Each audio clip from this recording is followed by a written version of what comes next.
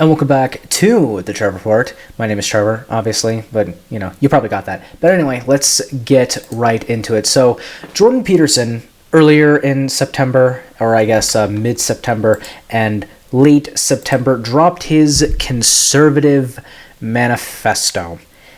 This is where we get into some philosophy, okay? But conservatism and manifesto do not mix together. And to be honest, a lot of his stuff, okay, because Jordan Peterson is a professor, okay, a lot of this stuff is Enlightenment values. Now, don't get me wrong, you could be like Edmund Burke, okay? Edmund Burke is a conservative philosopher, okay? But he was also a Whig. Like, there is definitely some parallels here, but you can see the sort of Enlightenment influence when he brings out the values of his conservative manifesto. Okay, so he does his preface, which is fine. He does his introduction, which is also fine, but then we see this: humility, liberty, autonomy, truth, agency, identity, merit, responsibility, tradition, community, stewardship, justice. Now here's the thing: humility, tradition, merit, responsibility. These can all be lumped together into the same thing. Okay, liberty, autonomy, and agency, and arguably justice as well, can all be lumped into the same thing, okay? And we could just go by the Google stuff, the sort of YouTube bar right here, okay? And this is probably because of Jordan Peterson's audience, which is comprised of Republicans or classical liberals, okay? You have liberty being his most replayed part of his video. Now, don't get me wrong, this liberty section is also his most sensational, where he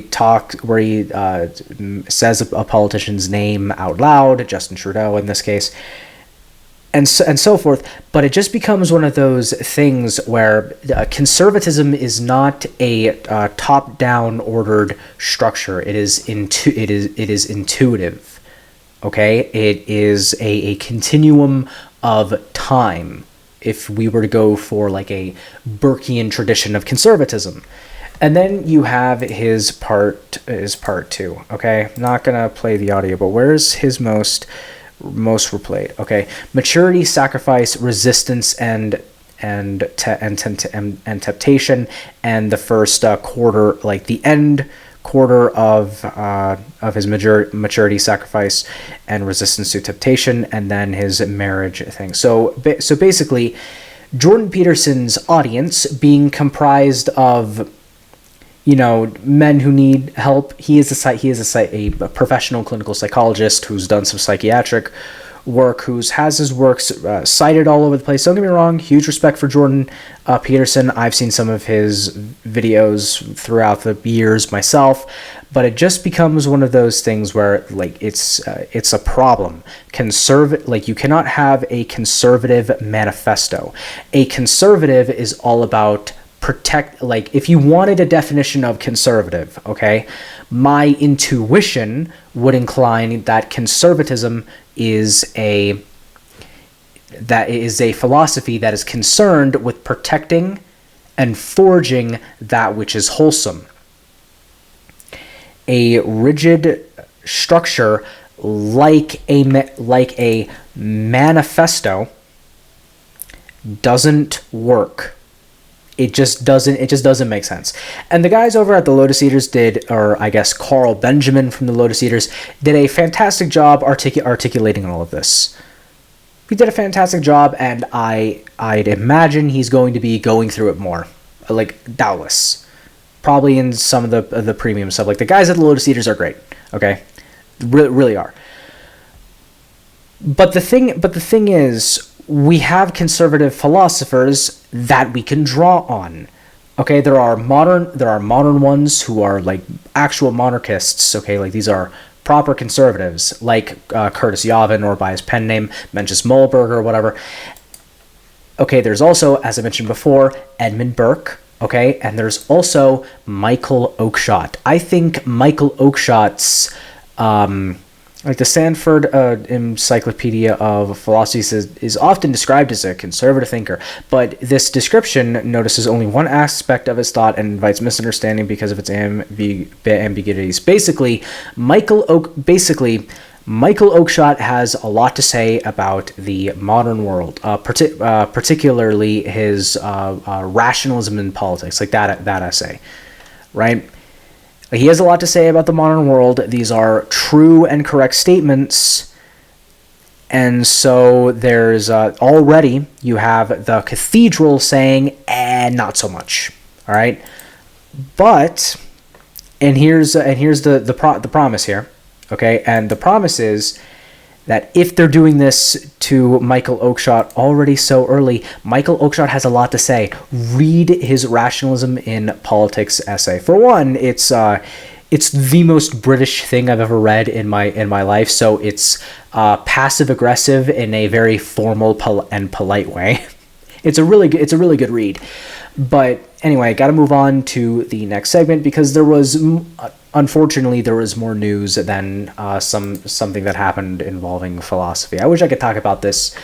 I could talk about this more, but I said what needed to be said. Anyway, Donald Trump is upset, and everyone is upset. But Donald Trump got upset about something, and then it makes people talk about it. But essentially, NARA lost a whole hard drive full of highly sensitive information from the Clinton White House, more than 100,000 Social Security numbers and addresses, Secret Service and White House operating procedures, political records, and who knows what else. They left the hard drive in an unsecured location and didn't realize it was gone for months. Some say the data could have filled millions of books, and NARA admitted the material was personally identifiable, impacting thousands of White House staffers, visitors, and even one of Al Gore's daughters, etc. Okay, NARA actually had to offer a large $50,000 reward to try and get the information back. What else have they lost? How can Americans trust a system like this? Blah blah blah. So then this story continued. Okay, and this reminds me of something that happened in the 90s. This was before my time. Okay. Some Bush White House tapes lost, archivists say. About the archive. This is a digitalized version of the blah blah blah. A report by the federal archivist who collected thousands of White House computer tapes in the waning of the Bush administration inclines that several sets of tapes ordered this is kind of crazy. This is actually scary how much the neocon neolib uniparty is protecting one another. Okay? Information on George Soros' daughter lost. Okay? Information on Bush and information and tapes regarding Bush Sr. lost. And what about this stuff with the Hunter Biden stuff? I'm getting tired of covering the Hunter Biden stuff because it just gets more and more ridiculous every time. Okay, if you recall a previous Trevor report a long time ago, I went over the Qatar-Turkey pipeline and how it's basically the neocon neolib uniparty's wet dream of getting Europe not dependent on Russian oil. Basically, it's designed to offset that monopoly, as it were. But one of the problems is that it kind of upsets the Middle East and the Russians a little bit, and then it causes a huge geopolitical storm. Okay, and also, why are we helping continental Europe get oil when we don't have oil ourselves? Even though we have oil, we're just not drilling it because some autistic Scottish girl told us not to. This is so stupid. But the TLDR is essentially, not only is Hunter Biden possibly the most scumbag of all scumbag degenerates ever, Hunter Biden also has the added benefit of participating in this pipe dream from the neocon neolib uniparty, the Qatar-Turkey pipeline. And the latest information shows that there was a 27 deal with Qatar undermining the Trump administration, because of course there is. This always happens. How can anybody take the Bidens seriously? Like, I just don't it's simply not possible. Moving on, though, Trump questions when will the DOJ investigate and persecute Obama, Bush, and Clinton over these documents. The answer is never, because corrupt people don't investigate themselves. But Trump knew this. It's just politically advantageous for him to say this, okay? But it just becomes one of those things where, like, we know they're corrupt. They know that we know that they're being corrupt, but they're still being corrupt anyway. So what you do is you just through peaceful means limit their power, basically. But let's continue. Large explosion destroys part of key bridge linking Russia to Crimea, and Zelensky was like, "This is just the beginning," because, well, of course. Why not? Let's have this war spill out of control even more than it already has. Let's defend this corrupt oligarchy from the militarized frozen wasteland, and let's plunge our economies to the ground even more, just because. You know, we have to protect the interests of the neocon neolib uniparty at the expense of the American people. We have to do this, guys. We just have to do this. But anyway, and this is a shockingly low number. But again, speaking of neocon neolib uniparty, White House spending $265,000 on staff to deflect Hunter Biden probe. Again, shockingly low number. You need to double this number, okay? If we're just printing money anyway, please double this number. Okay, do you have any idea what the housing market is in the United States right now? Okay, you are charging less than a house right now a house in California to suppress dissidents.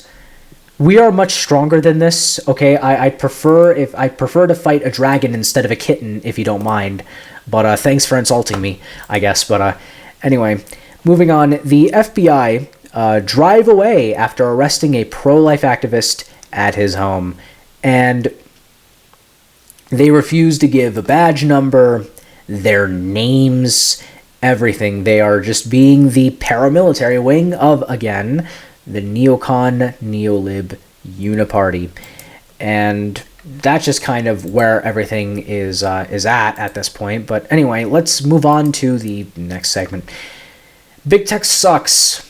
It really does suck. PayPal backs off policy to pull $2,500 from users' accounts if they promote misinformation. Okay? This private company, okay, straight up tried to and this is for anyone who thinks, oh, it's a private company, they can do whatever they want. No, they don't. Okay? A private company doesn't get to do whatever they want with your money. That's ridiculous. But they essentially try to include in their terms of service that if we don't like what you say, we can charge up to $2,500 from your account, which is insane. That is absolutely insane. The fact that they tried to do this is in and of itself enough evidence to prove beyond a shadow of a doubt that people need alternative payment processors. Okay, parallel economy is a pretty good alternative to PayPal. That's a pretty good payment processor. If your business runs on PayPal, stop your payment processor with PayPal and go to Dan Bongino's parallel economy. They charge, and plus they charge less than Stripe too, which makes me want to start the switch. But anyway, let's continue. American medical groups demand Biden, big tech, censor reporting on medical gender transitions of minors. The American Medical Association is asking big tech and the Department of Justice to censor, deplatform, investigate, and prosecute journalists who question the orthodoxy of radical gender surgeries for minors, arguing that criticism is disinformation, according to Christopher Rufo. And I'm going to keep saying this basically forever because big tech apparently refuses to learn their lesson. Okay, but we need to make big tech dead. I'm not kidding. I started a website in order to help people make the transition from big tech to Liberty platforms. Okay, you're probably watching this on a Liberty platform as we speak. Like, this goes out on YouTube, but it also goes out on BitChute and Odyssey and Rumble. My Odyssey and Rumble have been exploding a little bit lately. Thank you guys, by the way, for watching. But it just becomes one of those things where if you know someone who's stuck with big tech or whatever, send them the link to this website. Okay, this will be the third link under segment 4, I believe. Yeah, this will be the third link under segment 4. Send them my way. Okay, I can clone up to 10 years of your Instagram and Facebook posts. Okay, give you new source files, and then clone them on Liberty platforms like Gab and Minds and Getter. Okay, I can do social media strategies in order to help you grow on these alternative platforms. I am the only one on the planet who has done any kind of market research into Liberty platforms like Rumble, Odyssey, Getter, Minds, okay, and so Gab, okay, and so forth. Okay, hit me up. Get a quote, do thumbnail generation, have an entire graphic design team, video editing. I'll have someone else on the video editing thing, but I do video editing as well. Hit me up, okay? I'd be glad to help you. Anyway, let's move on to the next segment. The judges, like, everyone's really excited about judges doing their job, but the judges are doing their job. No election do-overs. Wisconsin judge overrules regulators on spoiling ballots. Wisconsin election commissions had said that people can vote a second time if they change their mind, and the judge stroked this down. Okay, brought this down because why wouldn't he? At least so stupid. And then Justice Clarence Thomas said, okay, and again, this is referencing a previous Trevor report, but Trump requested that the DOJ give proper information on why they raided his castle. I refuse to call Mar-a-Lago a house, okay? Castle. And Clarence Thomas is like, yeah, you should probably give a reason. And you have until Tuesday to do it, which will be tomorrow as of the time this video goes out. In the meantime, my name is Trevor Brown, and you just watched the Trevor Report. Do click the link tree down below in the description that I was forced to make because Linktree banned my Linktree. So I made my new one. It's down below in the description, and it's on my website instead of Linktree because screw my corporate overlords. And yeah, see you in the next one.